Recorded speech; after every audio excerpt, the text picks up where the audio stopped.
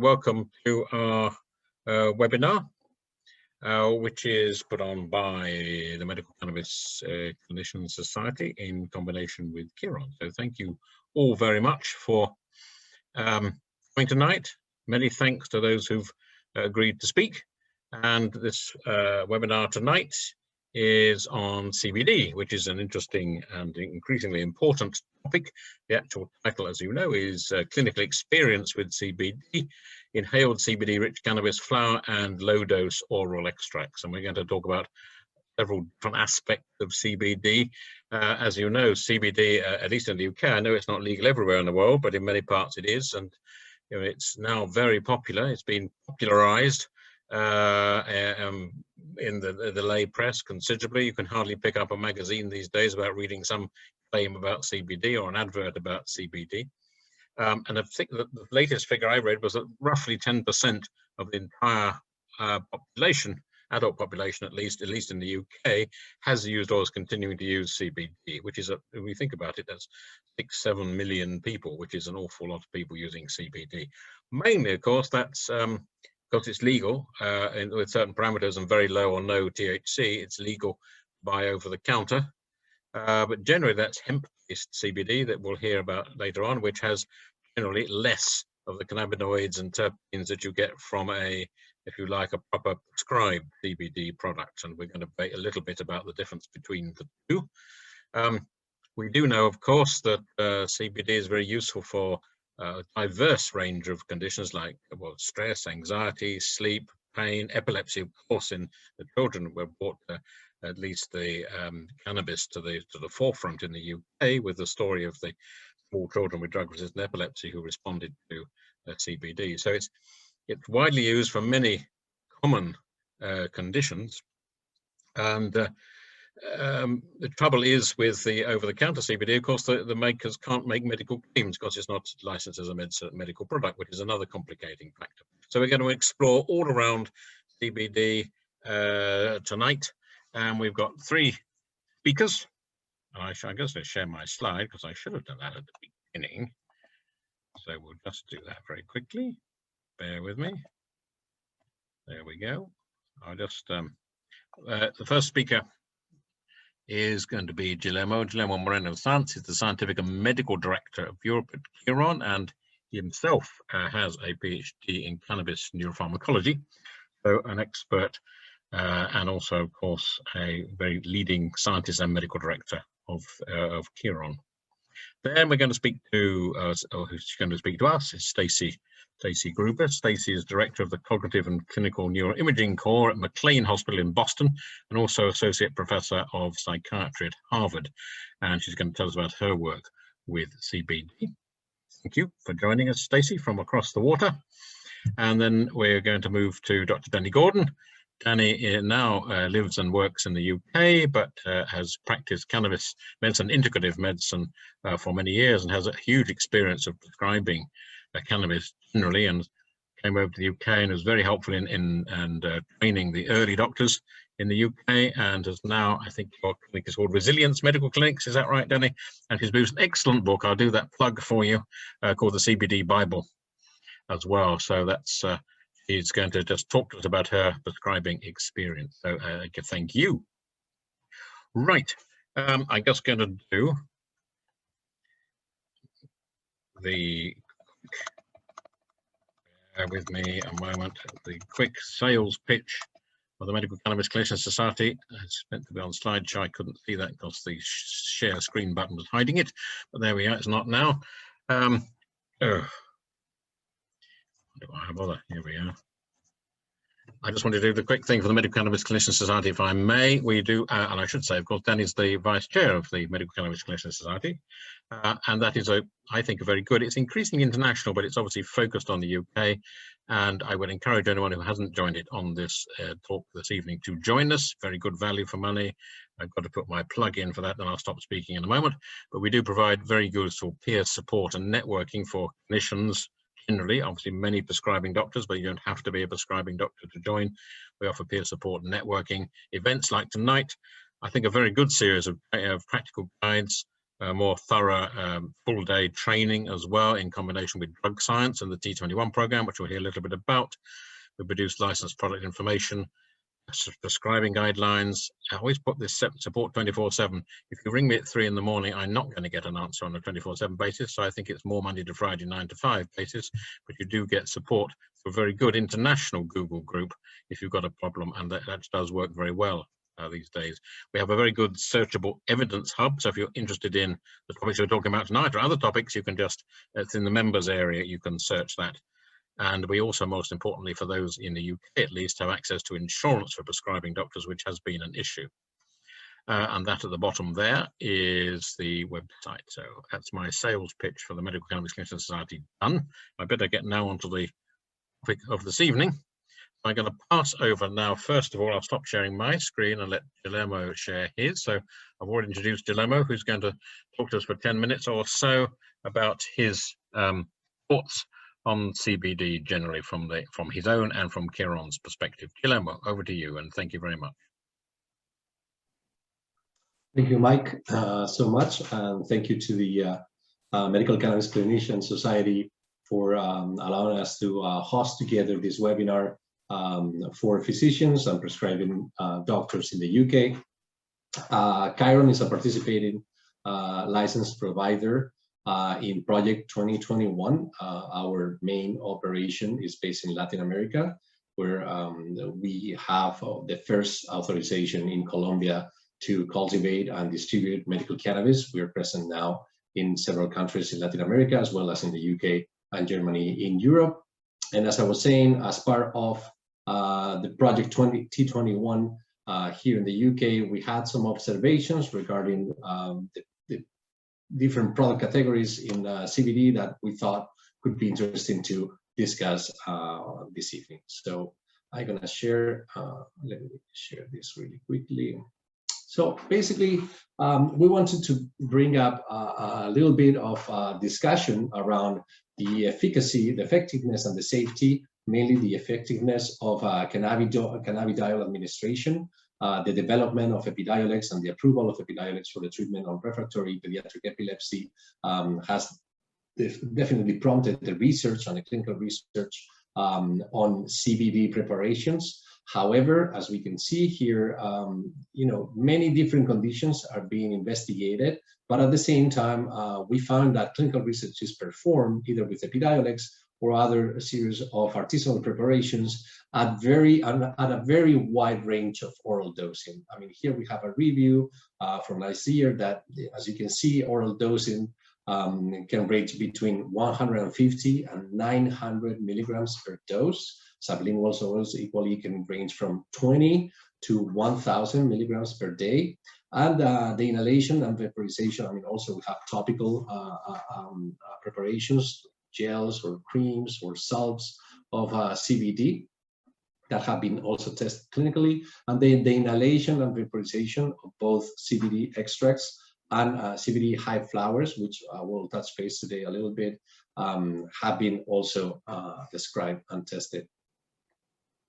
Basically, hold on, there you go. So results from T21, this is the last update from the program. As we can see, main indications are being anxiety and chronic pain. However, epilepsy represents less than 3%. And here we have that CBD is still prescribed for 10% of the clinical population of the participants of the study. So there's a discrepancy here that we observe, in which, I mean, on all likelihood, CBD is also being used to address one of these main two symptoms, both anxiety and probably chronic pain, maybe in individuals that are more sensitive to THC, or by clinicians that are not confident on using THC and want to start with CBD first.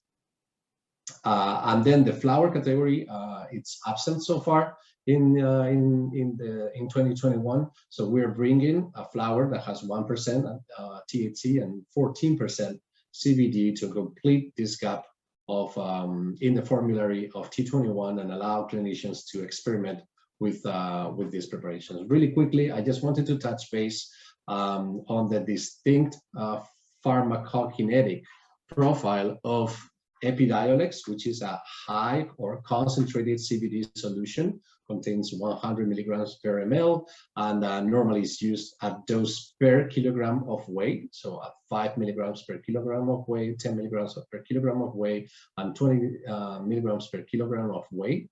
And this is a paper by Dubinsky et al. It's part of the package of the development of the clinical development of epidyolex.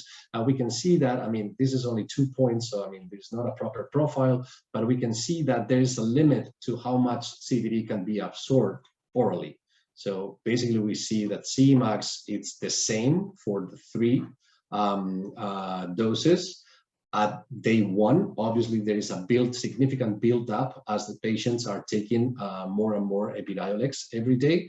But it's set around 35 nanograms per ml, while single administration of lower doses of CBD, for example, here's the blue line is a 50 milligram dose of CBD, can reach concentrations around 10 to 14 nanograms per ml, so significantly lower.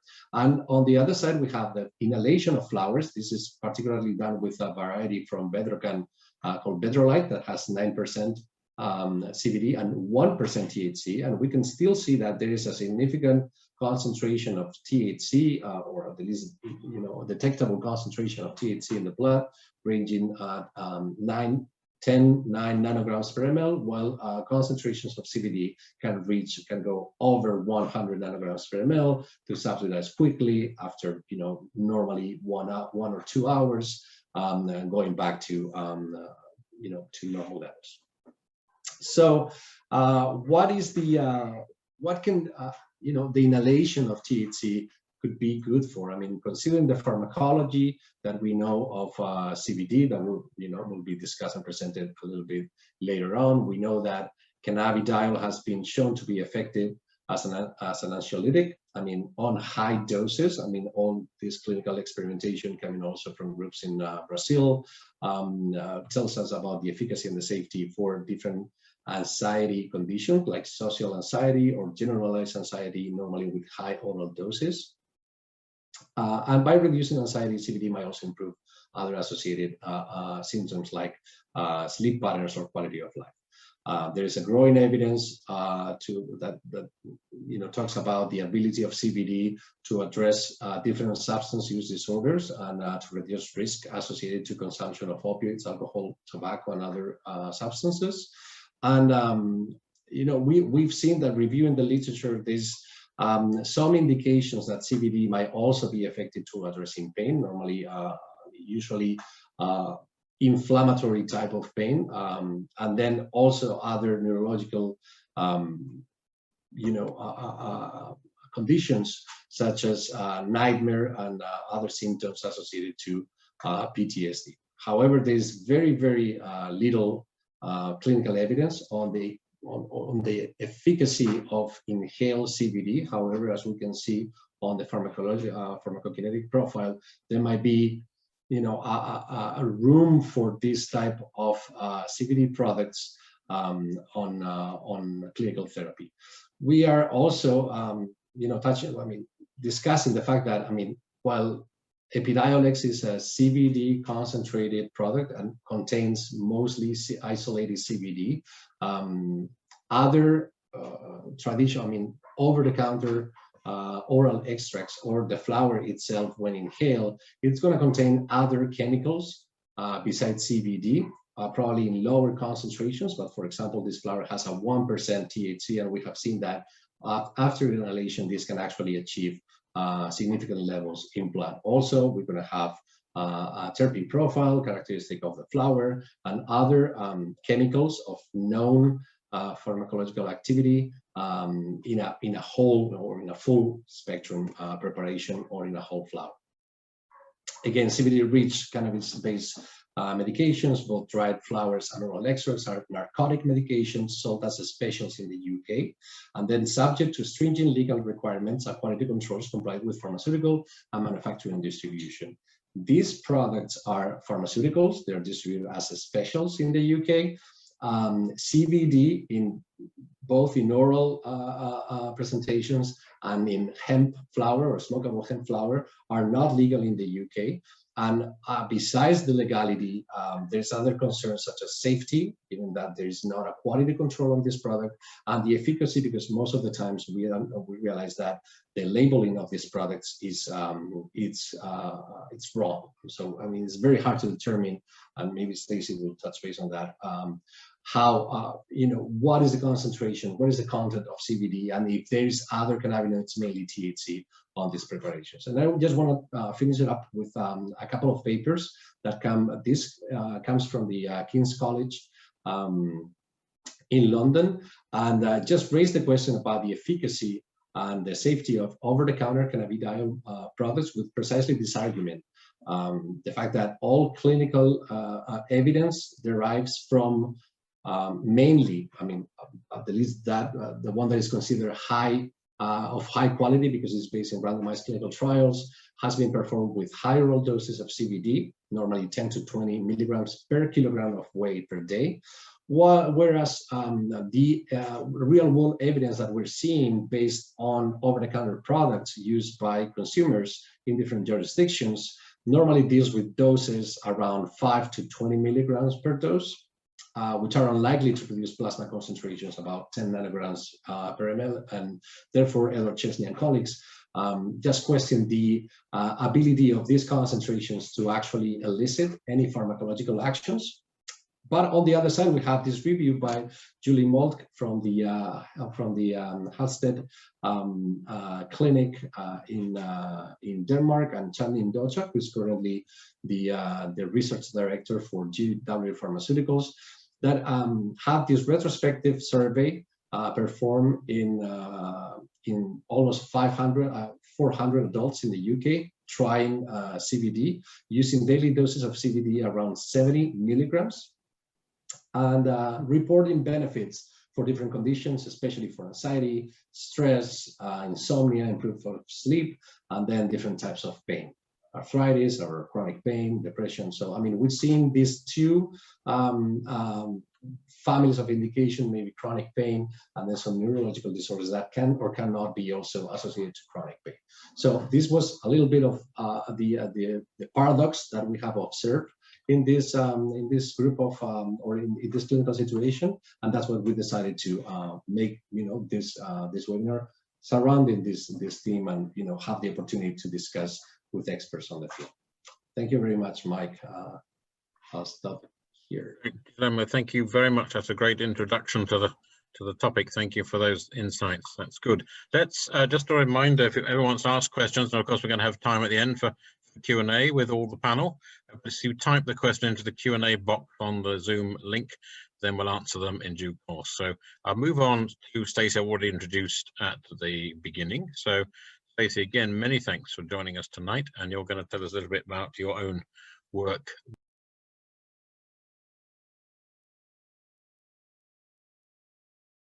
I always sound best on mute. That's my best sound. So now that I'm unmuted, let me see if I can't share my. Unmuted. Perfect. Yes, and now everyone's in potential danger. So first and foremost, thank you so much for so graciously inviting me to be part of this. It's really quite exciting. Let's see. I love when Zoom loves. Yeah. 10 seconds. No problem. While we're doing this, while I'm getting it set up, let me just tell you, I have been dealing with the impact of cannabis from a recreational perspective, that is the recreational or non-medical use of cannabis in the States, for 2.5, almost 3 decades, actually, about 3 decades. And we do this using cognitive and clinical tools, as well as neuroimaging tools. And I was very, very sad that despite, can you see slides at this point? Yes? Yeah, we can. Yes, thanks, Stacey. Great, good. I was very sad several years ago. Massachusetts is my current home state. And in 2012, we passed a law allowing the medical use of cannabis, or I should say re-allowing. Here in the States, cannabis was part of the pharmacopoeia in 1850. And doctors could and did prescribe it for any number of conditions and indications. It wasn't a suggestion or a recommendation or a certification. It was a prescription. It fell out of favor, the so-called reefer madness, for a number of reasons. It was out of the pharmacopoeia by 1942, and by 1970 in the US, it was placed in our most restrictive class. controlled substances, where it remains today in the States, cannabis remains a Schedule I substance right alongside heroin. But I tell you all of this because in terms of studying the impact of recreational cannabis for about 3 decades, I was sad to find that I couldn't just find anything in literature about the long-term impact of cannabis for medical purposes with regard to the impact on cognition, or measures of brain structure, function, quality of life, sleep. I could find only very sparse evidence in literature about the real impact on predominantly symptoms. And cannabidiol, of course, has been around for a lot longer than people think. But it's important for everyone to acknowledge, cannabis remains rather complex, and everybody thinks, we have this one word here in the States, cannabis, or unfortunately, often termed just marijuana, and people think it's all the same, but it's not, right? And as Guillermo appropriately points out, there are lots of different ways that people are using CBD in very, very high doses and now in lower doses. And I just like to remind everyone that, of the over 400 compounds from this extraordinary plant, 100 or so are phytocannabinoids, things that interact with our own endocannabinoid system. The 2 main players here are THC, delta-9 THC, the primary psychoactive or intoxicating, more appropriately termed, constituent, and cannabidiol. But there are lots of different things that we can derive, right? And they can be plant derived. So, for example, when we use a cannabis cultivar, that is in the States, our definition of hemp is anything with less than 0.3% THC by weight. That's going to be very important in just a few minutes. That passes as hemp, and it's so-called over-the-counter, which means it doesn't fall under any regulatory or sort of FDA guideline. That is, there's no mandated reporting about what's in your product if you buy it at a health food store or your gas station. But from these so-called hemp sources, you can have a full spectrum or a broad spectrum product. And the reason that's important is full spectrum represents everything from the plant. It's got small amounts of THC, or less than 0.3% by weight, other cannabinoids, primarily cannabidiol, and other, quote, minor cannabinoids that we spend a lot of time looking at that are likely very, very important for other things, as well as terpenoids, the essential oils that give cannabis its characteristic scent and flavor profile, and flavonoids. Then there are broad spectrum products, exactly the same, but with THC removed, or ostensibly removed. I do a lot of testing of products that are supposed to have no THC that have more than no THC. And frankly, we do a lot of testing of products that are supposed to have less than 0.3% THC by weight, because they're sold legally as hemp and they exceed that number. You can also have single extracted compounds or purified compounds. Epidyolex, Guillermo was talking about epidyolex. That is considered a single extracted compound that is 99.3% pure cannabidiol. No other cannabinoids, no other, no terpenoids or flavonoids. Isolates can also be non-plant derived. And I will tell you, the majority of research done so far on CBD has been done with single extracted purified compounds. Sometimes it's non-plant derived or made in a lab. Lots of our South American studies from many years ago began that way. And more recently, we're seeing the majority of studies with single extracted purified compounds like epidyolex. The important thing to remember is that your single compound is this one single cannabinoid or compound, as opposed to these products that contain the whole range of constituents that you'll find in cannabis. That's the important part, because there is ostensibly an entourage effect. That is this synergistic action that happens in the presence of multiple cannabinoids, terpenoids, and flavonoids. It's what I call a bigger bang for the buck, right? So as it turns out, THC and CBD exert their effects through different mechanisms.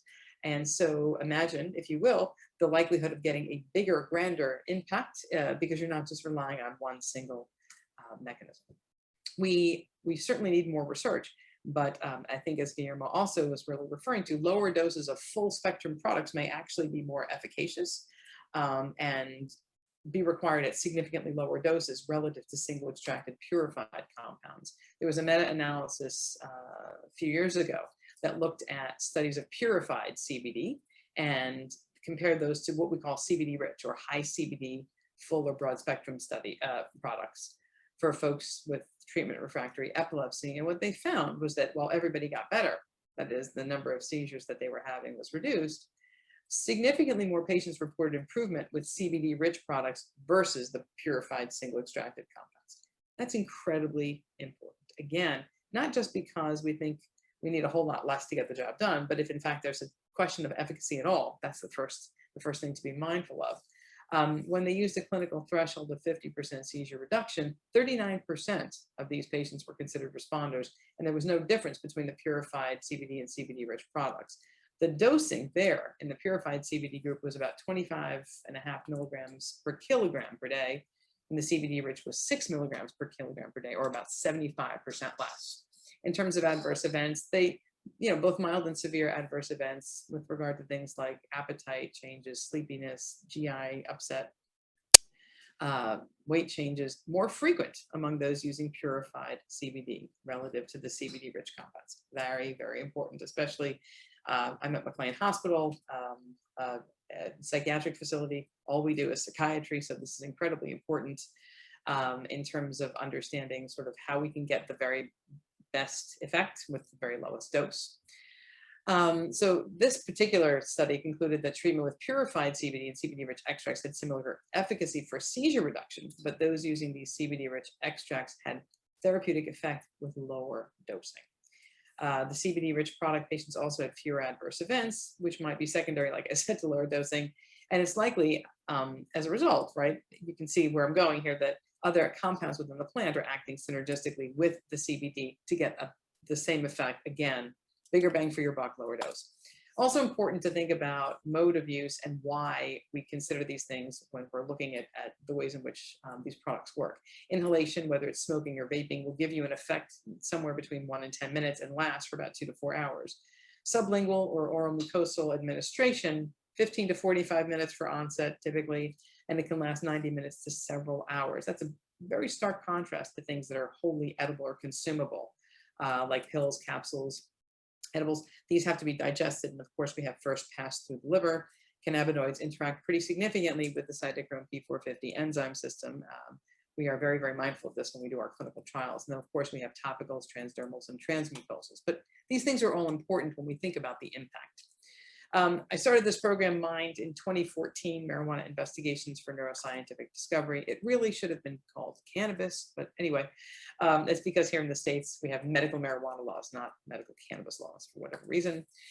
We actually are the home to the very first longitudinal study of medical cannabis patients ever in the States. We don't have anything, and the first to track cognitive performance as a primary outcome variable, very first to ever use neuroimaging techniques, and the very first, finally, to have INDs, or investigational new drug approvals, for doing clinical trials of whole plant, full spectrum products, for example, high CBD products for specific indications. The first trial, anxiety, not epilepsy, anxiety.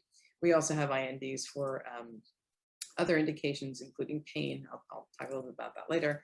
And we have an IND for patients with Alzheimer's disease-related dementia using a very high CBD product. So we have a lot going on that way. The whole goal of the MIND program, which I won't spend much time in, really is to be able to harness the therapeutic potential while minimizing harm of cannabinoid-based treatments. That's really the goal. And you do that, in my mind, by trying to figure out the rather unique synergistic effects of cannabis and its individual constituents to figure out the best efficacy of these players, if you will, for specific conditions and disease. Right? So potential risk gets assessed, but we want to prevent misuse as well. So that's a really big thrust for us here in the States.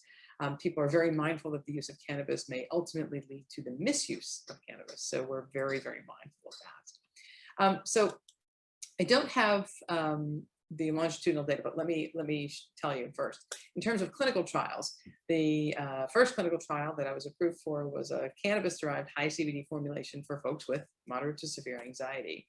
It was a custom formulation, and it's an open label, it's a double-blind trial. It's a full spectrum product that I'm using compared to placebo in the double-blind phase. So first open label, did we get a signal? I'm going to show you that data in a minute. Then it's the double-blind phase, and then at the same time, we actually have a single extracted compound comparator, which has never been done, to my knowledge. So we have the same base, and we have the whole plant full spectrum product, and we've pulled everything out except the CBD to administer to our folks. We also have a hemp-derived high CBD formulation for anxiety. The open label phase is underway.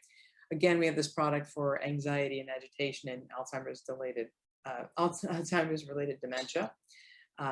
We're in the midst of the open label phase there, and a number of pending trials, because there's really so much work to be done. There's so much promise, especially with regard to the non-intoxicating cannabinoids, specifically leading off our charge, cannabidiol.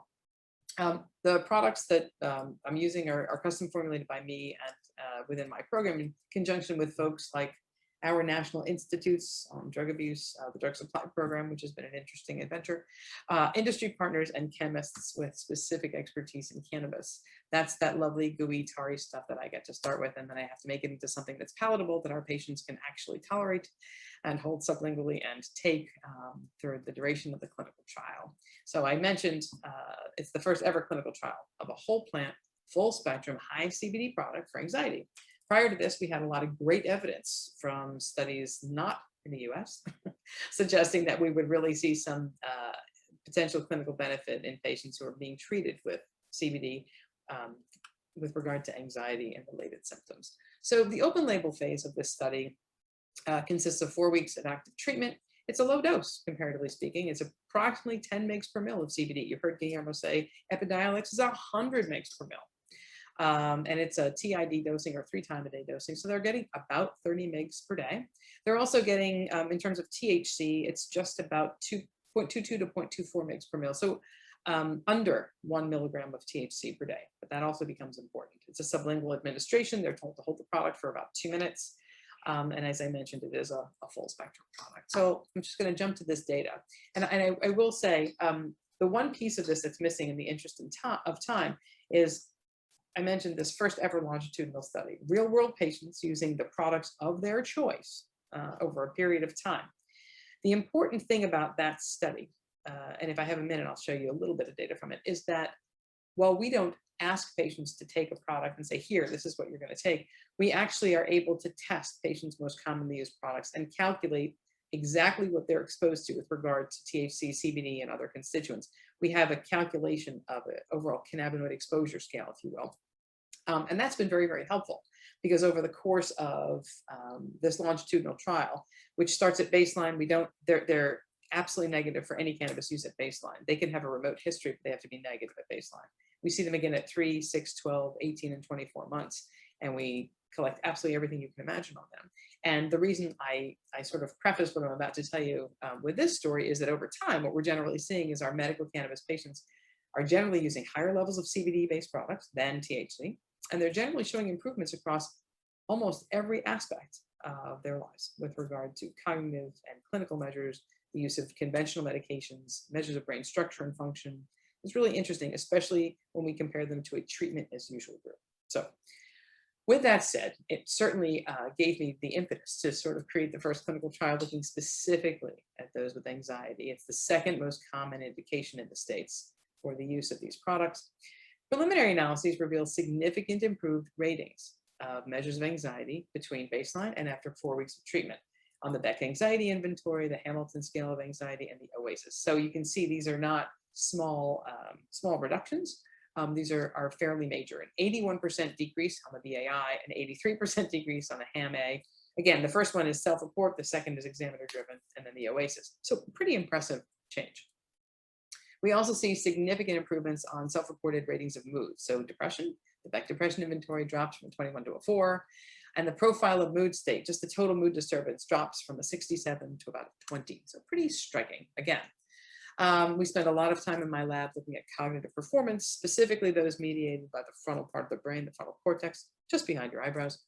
The task so-called executive function, right? How well can you utilize feedback to change your behavior? How well can you inhibit an overlearned response tendency in favor of something else? These are just examples of the types of tasks that we have our folks do. Pretty classic measures of executive function. But if we jump to baseline to 4 weeks of treatment, many had hypothesized that introducing a cannabis or cannabinoid-based product would create cognitive decrements in these folks because they're cannabis naive. And our recreational work, in fact, in the literature, we've spent a lot of time documenting many individuals, especially those with early onset of cannabis use, while the brain is still developing. Again, last part of the brain to become fully developed is the frontal cortex. Those folks tend to demonstrate cognitive decrements. Not what we see here. Here, what we're seeing is stable or improved cognitive performance between baseline and 4 weeks of treatment. So we see significantly faster times to complete something like the Stroop interference time. It's basically a word printed in a different color ink, and you have to inhibit the overlap response tendency of reading, and instead name the color of the ink. Sounds easier than it is. But people got significantly faster. They also got significantly more items correct on something called the Wisconsin card sorting task, and significantly more categories achieved. It's basically a card task that requires, it's the bottom here, you have a set of stimulus cards, those 4, and a deck, and subjects simply have to sort cards one at a time. They don't know what the sorting principle is. Somebody like me would just tell them correct or incorrect after each card. They have to utilize feedback to change their behavior. What they don't know is that after a specific number of correct consecutive responses, they change the rule. There are other measures that we do, like the letter number sequencing task and phonemic fluency. And again, what we're seeing are more correct responses and faster times and fewer errors over time. So pretty interesting, actually. One thing that we actually focus on as well, given the importance of positive urine screens here in the States for individuals who are very concerned about popping positive. So the so-called hemp-derived products that are legal and over the counter and shipped all over the country and yours are often marketed as things that will never create a problem for people in terms of having a positive urine screen.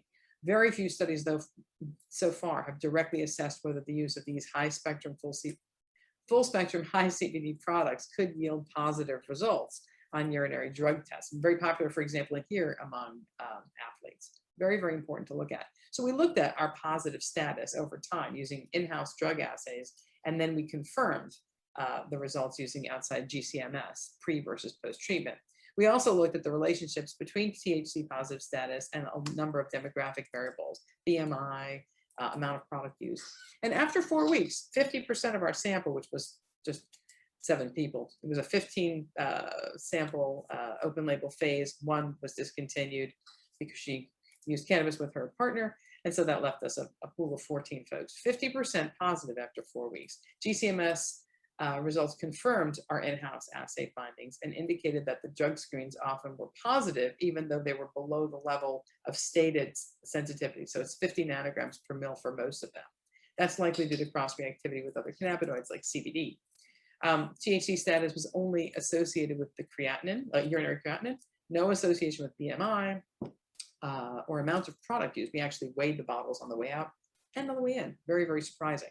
No relationship there. So patients consistently using these products, these high CBD products, very low THC, may actually test positive for cannabis on urinary drug screens, which is important to keep in mind. So in terms of our open label phase, findings suggest that the use of this custom formulated whole plant derived CBD sublingual product did result in less severe anxiety and fewer anxiety related symptoms after 4 weeks of treatment relative to baseline. And we did see self-reported improvements in a number of other areas. It didn't show you all the data. Other mood symptoms, you saw the depression and profile of mood states, but sleep significantly improved, not surprising, and quality of life. So they may be, of course, related to reported levels of anxiety. In fact, sleep is something that's often disturbed regardless of the indication or condition for which people are seeking cannabis or cannabinoid-based treatment. We did see improvements on tasks of executive function, and no serious adverse events or intoxication were reported at all. Very interesting. Our definitive assessment, though, of this novel treatment will be ascertained in a double-blind placebo-controlled phase, which is finally underway. We do need larger sample sizes to more thoroughly also assess which variables contributed to the positive THC status finding. But a very, very important thing, this product that I created has 0.02% THC by weight. Remember, I said in the States, our limit for hemp, I'm not sure, it's very different depending on where you are in the world, but ours is has to be less than 0.3.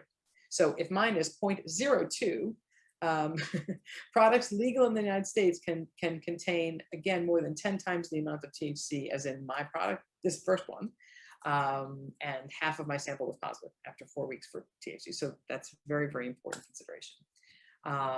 And this underscores the potential for adverse consequences. People can lose their jobs and have legal or treatment ramifications despite the fact that these products are legal. Despite literally thousands of cannabinoid-based products on the market, we really need more empirically sound research to look at product safety and expand our knowledge than to basically optimize treatments that are effective for targeted indications and minimize risk and harm while maximizing what I would call inherent treatment potential. The current study findings are absolutely consistent with the data from that meta-analysis that I showed you early on, but clinical trials directly comparing whole plant, full and broad spectrum products to single extracted purified compounds are absolutely needed. We don't really have any studies where epidyolex, for example, is being compared to a whole plant, full spectrum, or even a broad spectrum product. We need it. Research studies are also needed to determine the cannabinoid and terpenoid combinations that are optimal for specific indications. We don't have that. Dose or dose range. You saw from Guillermo's slide the tremendous range that we often are encountering. And route of administration and product type. You know, are we better off giving our patients sublingual solutions versus capsules or other things? And maintain that actually sublingual solutions give you a slightly faster response. Well, significantly faster than something that has to be wholly consumed and digested. And again, then we have first pass of the entire thing through the liver, but not quite as fast as something that's, of course, inhaled. So we're working on alternative routes of administration. It's important to remember that cannabis is incredibly complex. It's not just one thing. And because of that, people are using products for a number of reasons and very often have no way of knowing what's working for what. In the States, we are not allowed to do clinical trials on commercially available products. So the very products that are flooding the marketplaces, you can't, as we heard early on, you can't open a magazine or turn on a TV without seeing an advertisement. Hey, would you like CBD added to your coffee? How about, you know, a CBD infused shampoo?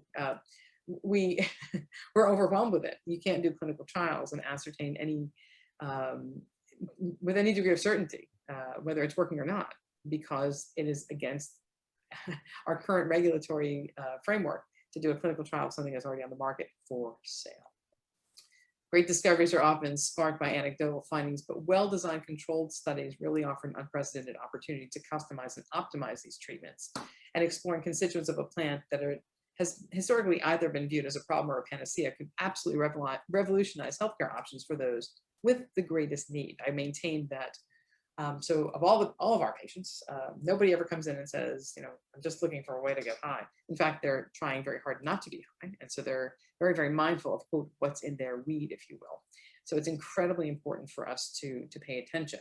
I'm just going to jump really quickly. I'm going to go past the other thing. I just want to show you really fast. This is data from the very first 55 medical cannabis patients, real world, ecologically valid patients who completed a baseline and at least one of those follow-up visits that I had mentioned. And if you look on the right, you can see THC and CBD exposure. This is sort of, you know, in the wild. This is what our folks are doing. Significantly more CBD in their regimen than THC. That's true at 3, 6, and 12 months. And in fact, they actually wind up dropping the amount that they need to get a clinical benefit over time, which is somehow, to some folks, very counterintuitive. In addition to seeing significant reductions in the use of conventional medication, I think I also mentioned that we see significant reductions in this group of folks with regard to anxiety. This is it's almost as if I'm showing you a mirror of what I just showed you in the clinical trial. Really, really interesting data. There's some treatment as usual data in there too, as the blue line. So striking reductions in some cases. True also of sleep disturbance. What we're seeing, that green line is our medical cannabis folks trending down, lower numbers are better here, lower sleep disturbance. Treatment as usual, not at all the same pattern. So with that, I would wind it up and hand it over just in time to Mike. And thank you for your time. And I look forward to any questions you might have. Stacey, thank you so much. That you're doing some really interesting work there at Mind. And thank you for sharing it with us. That's really interesting. Thank you so much. That's good. And just to reiterate, I think we'll take the questions at the end and put any questions. We've now got 5 or 6 there in the Q&A. So before we open the Q&A, I'm going to pass to Danny, I've already introduced. So Danny, you've got huge practical prescribing experience. So tell us a little bit about that, and I'll pass to you. Thank you again for joining us tonight. You're on mute, Danny. There we go. That's it. Thank you so much, Mike. And thank you, Stacey. I loved hearing about all of the research you're doing because it's confirming what I have found for years treating patients with medical cannabis, first in Canada and more recently coming over to the UK. So I don't have any slides. So I thought I would just really talk a little bit about, I'll just introduce who I am, my background, how I've used medical cannabis and specifically some of the higher CBD, lower THC forms of medical cannabis. And it really is, it almost is, again, like a mirror to what Stacey is finding in her research. So I am a medical doctor, and I started out as a family doctor, I guess over a decade ago now. And I went and, trained in integrated medicine in the US and brought it back to my practice. And eventually I started adding medical cannabis onto my practice around, I guess, 6-7 years ago officially. Although before that, many of my patients were already using cannabis, and I was really helping them in a harm reduction capacity before I was actually prescribing. So actual prescriptions, I've, prescribed for thousands of patients for medical cannabis. And it really mirrors what Stacey's talking about. Really, I see medical cannabis, especially high CBD, low THC medical cannabis, as a quality of life medicine for so many people with complex chronic illness, neuropsychiatric clusters, which are very common. That's one of the areas my practice kind of almost by accident started to attract. And then that's become where I specialize, really, is neuropsychiatric disorders. And those include things like chronic fatigue and ME. They can include forms of depression, all kinds of things. And, as many of us know as clinicians, these complex symptom clusters, they don't exist in a silo. So very rarely do I have someone who has pure depression or pure anxiety, or they only have insomnia. Usually by the time they come to see me, they come with a whole list of diagnoses, a whole list of medications, some of them that are not working at all, some of them that might be working, and some of them that they need for the side effects of the first medication. So that's kind of the picture of where we start. And generally speaking, I start with high CBD, low THC medical cannabis because less side effects, especially if they're naive to cannabinoids. And I do get really good results from many of these symptom clusters, like anxiety, sleeping problems, although we find if someone takes too much CBD, sometimes right before bedtime, it can make them more wakeful in some people, although not everybody. And again, it depends on the cultivar and the product that they've used.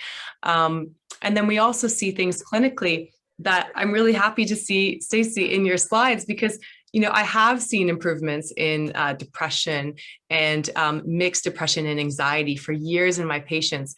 And really, to be honest, it's the first time I've ever seen evidence to back it up, because so far only in animal models, we've seen this antidepressant effect of cannabinoids, especially CBD. But also I find I have patients who have microdosed, as I would call it, with high CBD, but also with a bit of THC medical cannabis, or just cannabis before they had medical cannabis for years for their depression, and it can lift their mood, and it doesn't make them. It doesn't make their motivation worse. It actually seems to improve things. And there just seems to be a lot of variation patient to patient of what works and what doesn't. And probably a lot of it's to do with the cultivar and the other things that are in this plant. So again, as Stacey said, it's really a whole class of medications.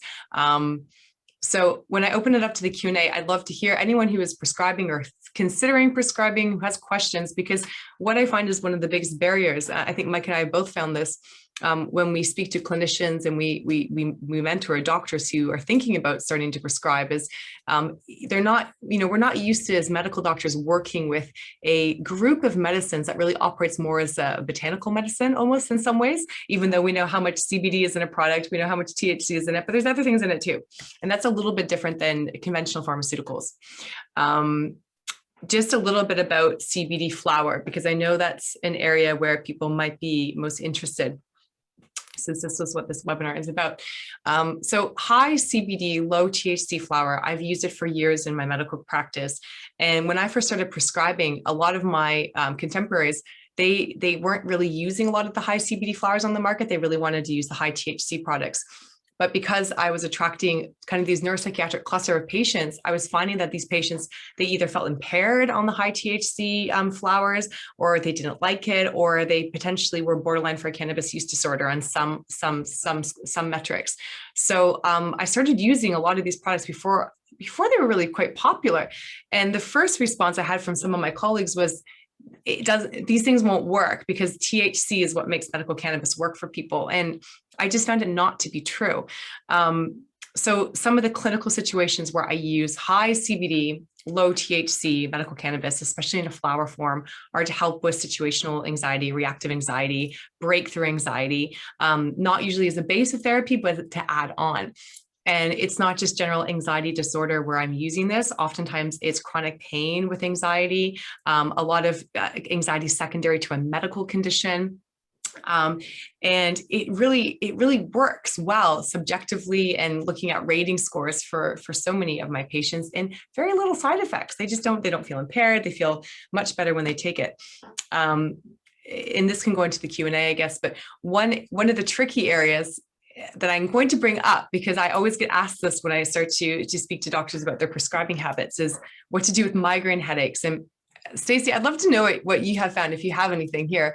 But one thing that I have found and colleagues have found is that with chronic migraine or mixed headache patients, when we introduce them to cannabinoid therapy, when they take oral CBD and sometimes inhaled CBD, but usually more oral CBD in too high of an amount too soon for an acute episode, sometimes it can trigger a migraine. But if we build the dose slowly with this high CBD full extract oil over time to help with prophylaxis, they seem to have less headache episodes over time. So again, it's a complex thing, and we don't really understand why that is yet.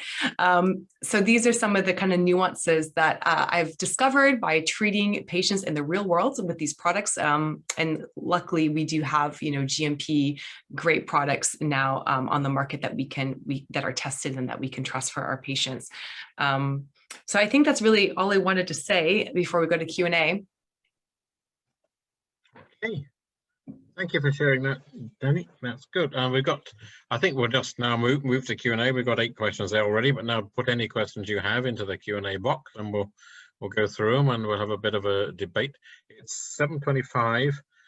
We advertise this till 7:30, but we're happy to overrun 5 or 10 minutes if we got some questions, but we will stop about 22 regardless. So let's see what some of the questions are.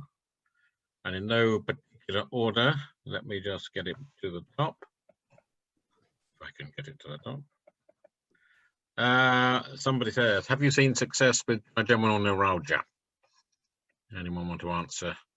Trigeminal neuralgia. Yeah. You've seen that, Danny? Yes, I actually have had a few patients with trigeminal neuralgia. Again, generally, I start with the high CBD, low THC varieties. I usually use an oil as a base of their therapy, just like I do with a lot of chronic pain conditions, especially if they're naive to cannabis. And then some breakthrough flower, inhaled flower. Sometimes the THC is necessary if there's a real muscle spasm component.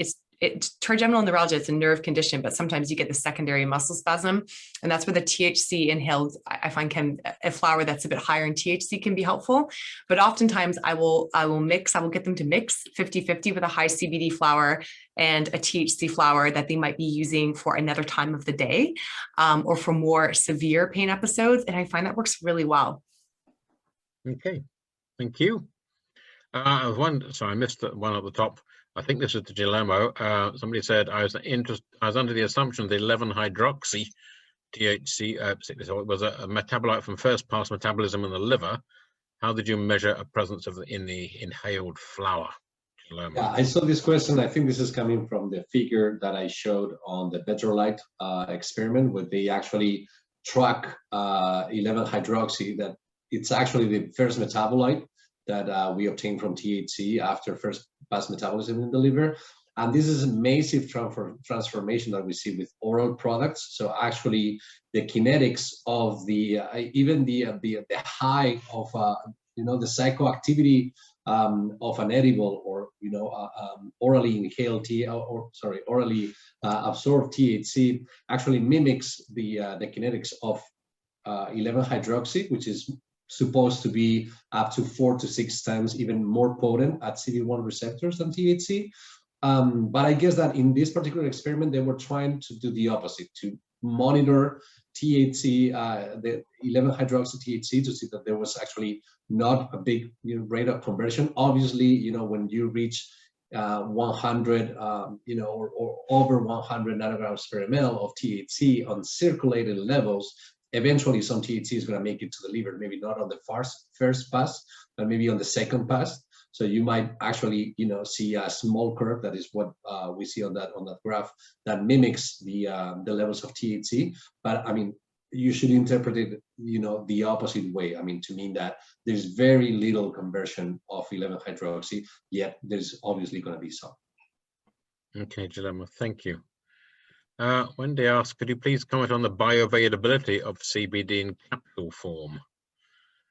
Anyone want to? Yeah, I mean, on the capsules, and what we were seeing is that most of the sublingually of the products that are applied under the tongue are orally absorbed. They're normally swallowed with saliva, and you end up having an oral absorption. So, I mean, they're absorbed in the intestine, and the same goes with capsules.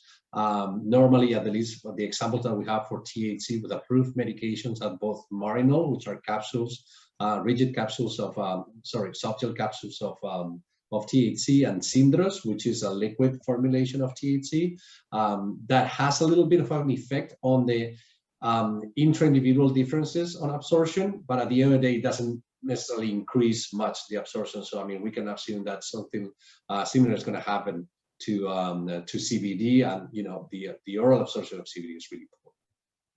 Okay. Thank you. Okay, we'll just move on to the next one, which is, are there any studies on the pharmacokinetics of sublingual mucosal absorption?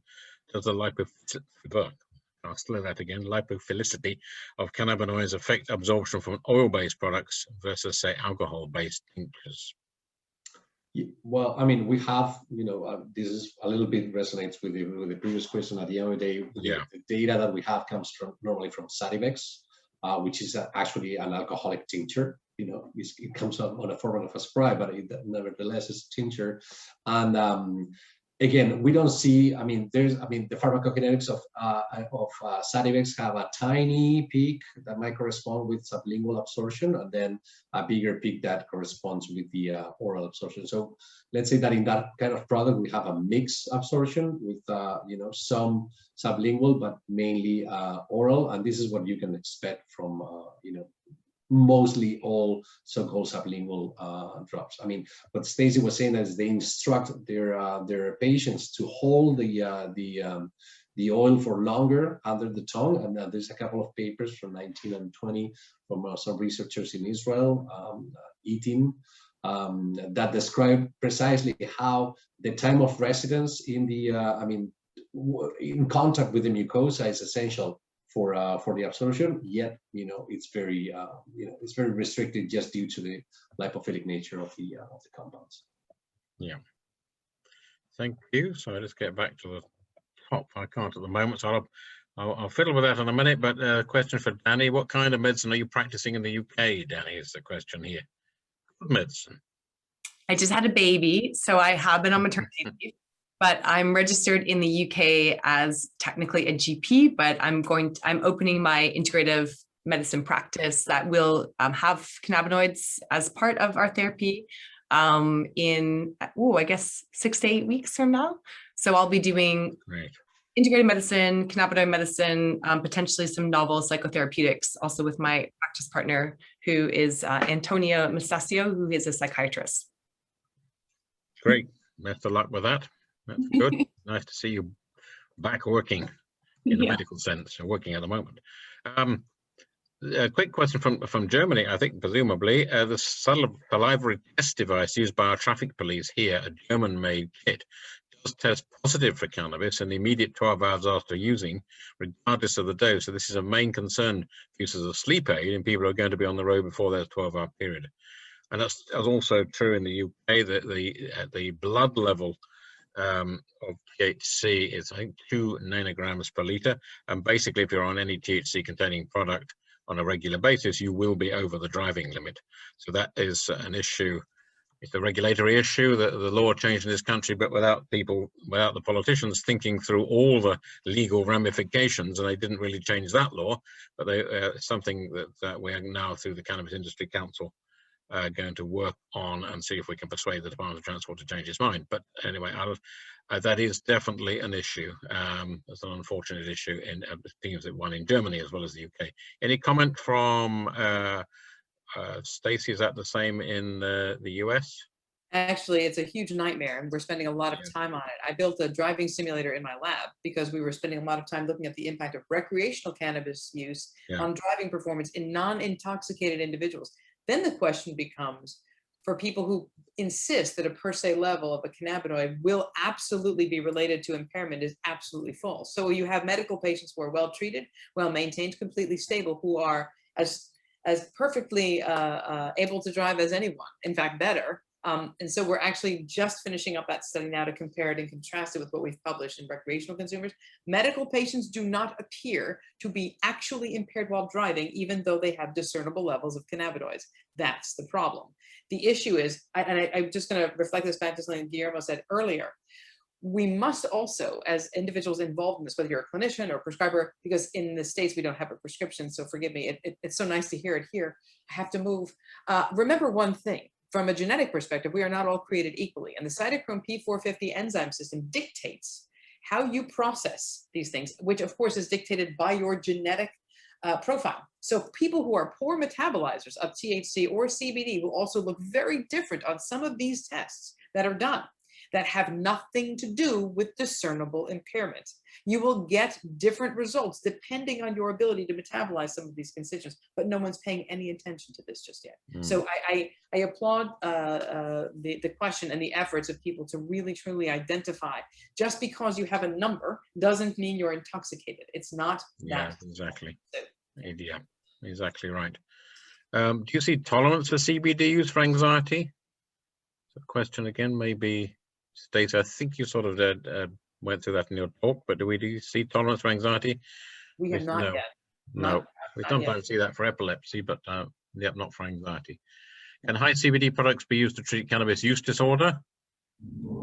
Yes, was the answer. I think we addressed that. Guillermo, well, that was, want to add anything there? That was.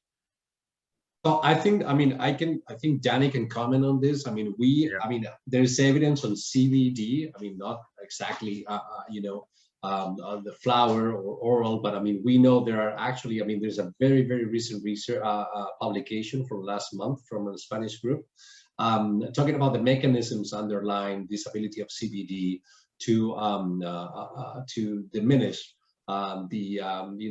certain aspects of drug addiction, such as withdrawal or seeking behavior, both in animals and humans, with different doses, with different substances at the same time. So that could be one of the ways in which CBD could address also cannabis use disorders. But at the same time, and this is something that we were commenting on a few days ago, the ability of switching around. If a patient is using a high THC flower, maybe even too much. Prescribers need to be aware of the possibility of developing their patients developing CUD. Having handy a high CBD flower might actually be a smart strategy, just to combine and to maybe reduce one or two applications that might actually be substituted with a high CBD. I don't know, Danny. What is your, that's what I've done for years, actually, is patients who they don't meet the criteria for CUD, but I feel that they're at higher risk. And at their initial consultation, before I prescribe for them, I speak to them about this very frankly. And we talk about, and usually these are patients who have been self-medicating with their own cannabis, and it's usually very high THC. So I speak to them about, if I'm going to prescribe for them, that I will have to actually wean them down on their THC, and we have to try to wean up on the CBD because of the risk. And I've never had anyone say no, I have to tell you, because like Stacey has said, these are patients who want to get better. They want to be well, they want to contribute, they want to have a life. They don't want to sit at home and be stoned. And what I usually do is I mix, it's kind of like what you do when you wean people off of caffeine. You mix the decaf beans and with the caffeinated beans. That's what I kind of liken it to when I explain this to patients. And I say we can mix a high CBD flower in with your THC flower, and over time we can kind of cross taper you and lower your THC exposure. And I find that over time, as long as you do it slowly and monitor them for THC withdrawal, they get better results and they have less side effects. And a lot of times they have this rebound anxiety that they were getting from the high THC, because the THC has a biphasic effect on other receptors. So yes, I think it's very helpful there in medical cannabis patients who are already using medical cannabis. And I think it has a lot of promise in alcohol use disorder, preliminary research, but this is looking at really high doses of purified CBD there, and if it can reduce cravings in alcohol use disorder. And some of Professor Val Curran's doing some of that work at UCL. Yeah. Thank you. Any experience on data of nanosomal CBD preparations versus oil and tinctures of CBD? Any? I believe, I mean, so there's, I mean, this is a little bit, you know, a consequence of the legalization, or the promise of legalization of these substances in different jurisdictions. The fact that we can all of a sudden apply all sort of pharmaceutical development techniques, you know, trying to, you know, increase the bioavailability or increase the water solubility. I mean, we've seen a lot of different solutions for CBD water soluble that you can put either in your coffee or in your drinks, or, you know, in water in many, you know, gas stations throughout the US. The thing is that we don't really have any data on bioavailability and how, you know, I mean, it's a, I mean, it's logical to you know, imagine that. It's actually not true. I mean, there's a paper from 2017, 2016 that look at a self-emulsifying preparation or formula from a Swiss company using CBD. And what you can say is a better profile of absorption, but not a significant increase in the bioavailability, right? So, I mean, it's very, very limited. Again, this is only one technique. I mean, there's plenty of nano carrier, nano solutions, micro solutions to increase water solubility of CBD. Most of the time, these are not done, you know, in a way that it's, I mean, it's proper pharmaceutical development that one can go and test the reality of it. So we don't know so far. I mean, there's sincerely hope. I mean, my personal take is that I'm more interested in an increase of biocompatibility than bioavailability, because at the end of the day, you know, there are other routes of administration that could be explored in terms of, you know, controlled release and local administration of cannabinoids that could actually have, you know, even more clinical value. Okay. Quick one for Stacey, really. What's your opinion of the future of CBD in the United States? Does it go down the pharmaceutical API route or an over-the-counter herbal nutritional supplement route? So I think it's been an over-the-counter nutritional supplement for a very, very long time. And I think in the absence of having real, what most in the FDA and associated regulatory agencies will insist on as being the mandated empirically sound standard as clinical trials with open label to double blind to placebo, I think those are going to be required before anybody thinks of having a slightly different route. There may actually be a conceptualized middle ground. I'm part of a group that's actually looking at this pretty closely. That would be interesting because there are so many people already using these products. Here's the worst quandary that you don't have. We have all of these products flooding the marketplace, and you can buy 50 or 60 or 100 bottles yourself. I can't give you one drop as your study doctor, not one drop, which means I can't collect data on its absolute efficacy, which makes inherently no sense, like so many things here in the States. I won't get into that, but the truth of the matter is it should have its own carve out because it's had its own special laws, the Hemp Act in 2018, which reiterated what had already been legalized. But people are very, very concerned about it going the pharma route because then there is a huge concern about what will and won't be acceptable. And lots of patients are really, truly, ostensibly getting clinical benefit. From my perspective, if we had some kind of a carve out, a dispensation for folks like me who can actually study and give these real world products to actual patients as opposed to, hey, I made this in a lab. It's kind of close to that, but not really. Take it. Let's see what happens. I think we'd be better off. So let's see what happens. My money is on the first for now.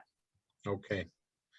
Quick, we've got only got a couple of minutes, so I'll zoom through these. Just a quick observation from Uruguay about there is some variation in sublingual absorption. Yeah, I think that's just an observation, really. I'm sure that's absolutely right. Every patient is different, particularly in cannabis medicine. Somebody who works in the intensive care environment, our patients are recognized having post-traumatic spectrum of symptoms, anxiety, sleep, paranoia, depression. Do you think this is a patient population that could benefit from cannabinoids? I think the quick answer to that is yes, and that's the beauty of cannabis, that it can actually, you don't need 4 different pharmaceuticals for anxiety, sleep, paranoia, and depression. You need one. No, I'm not going to overemphasize that trying to sell cannabis as some magic cure, but it does have that advantage, particularly for anxiety and sleep issues and pain issues from the one product. So I think the quick answer to that is yes. Is it possible to collect adverse event data using basically apps? Yes, and there are those apps available now. T21 uses an app by Altaflora, and it's very good, very simple way of collecting data. So I think, again, in the interest of time, we'll pass over any more detail of that. We've got more. Any help with pain related to motor neuron disease?